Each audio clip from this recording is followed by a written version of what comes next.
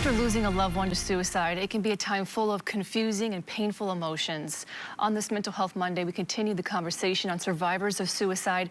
Kristen Mecklenburg, a psychologist with Ellie Mental Health, is here with us. Thank you for being here with us. Hi, Amber. Thanks for having me. Yeah, so, losing someone to suicide, the feelings, they may experience shame, guilt, a lot of questions. Why did I miss warning signs? How does suicide affect the survivors? It's not unusual for people to experience complicated emotions after the death of a loved one. After the death of a loved one to suicide, the complications are a lot more layered, particularly with the stigma around mental illness and suicide. It may be difficult for survivors to talk about the death, to talk about their feelings, and so that can be a very big challenge for individuals that are experiencing that. Mm-hmm. And family and friends, they can feel very isolated when they lose someone to suicide. What's dangerous about that, and what can they do so they don't feel so alone? Yeah, definitely dangerous in that they're holding on to the emotions. They feel very much alone and isolated with their feelings because they don't feel like they can talk about it because of that stigma. So the danger in that is that the emotions just get bigger and more challenging and lead to depression for them as well. So what they can do about that is really talk about their feelings, have that space to go. There are support groups. They can use journals, they can talk to their friends, certainly go to therapy. There are a lot of different resources in the community for that. Yeah, talking with others, that's really important. Absolutely. A woman on last week, she said that as well. What does the grieving and healing journey look like? I'm sure it's different for everyone. The grieving and healing journey is definitely different for everyone, and the emotions are very complicated. Quite often people experience confusing and complicated emotions that might even conflict.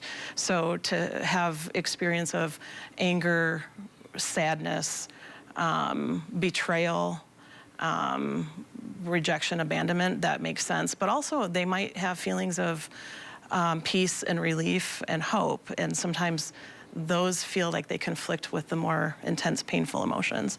So having a space that they can talk about that and to know that all of the emotions are okay and valid is really important.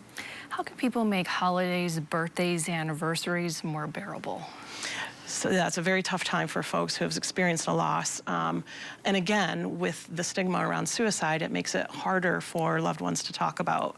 But like always, it's keeping space for them, keeping traditions, keeping the memory alive, talking about the stories, especially associated with holidays. A lot of people find it valuable to keep a space at the table for their loved one who's missing. And that helps them go through the grief process. But the grief process is definitely different for everyone. And talk about at Ellie Mental Health, how you're helping people there and the services that are provided. Ellie Mental Health is an outpatient clinic. We have multiple locations across the area, so they provide individual therapy, both in person and virtual. But in West Michigan, we're really fortunate to have a wide variety of therapy resources available, including support groups. So there are a number of support groups for grief, but there are a few specific for grief related to suicide. And I think with the work that the West Michigan area is doing, more will become available. And people may not know how to support a person, going through loss, the words to say, right? Right. Any advice for them? The most important thing is to give a space to be able to talk about the emotions. It's really important to allow people that are experiencing this loss to be able to feel and talk about their feelings without judgment, without resisting the urge to offer advice of how they should think and feel. That's probably one of the most important things. Encouraging people to do self-care. I mean, it's easy to forget when you're feeling intense emotions for loss. It's easy to forget to take care of yourself. So giving that space for the individual to take care of themselves as well as talk about their feelings. They will want to repeat stories and talk about their loved one, and just being able to listen makes a big difference. Awesome. Anything else that you wanted to share? There's a lot about suicide and the work that this community is doing. And I think the efforts we've made have gone a long way, and we have more to do. Yeah. All right. Thank you so much. Thank you for having me. Being there for people. Yep. Appreciate it. Absolutely. Thank you so much.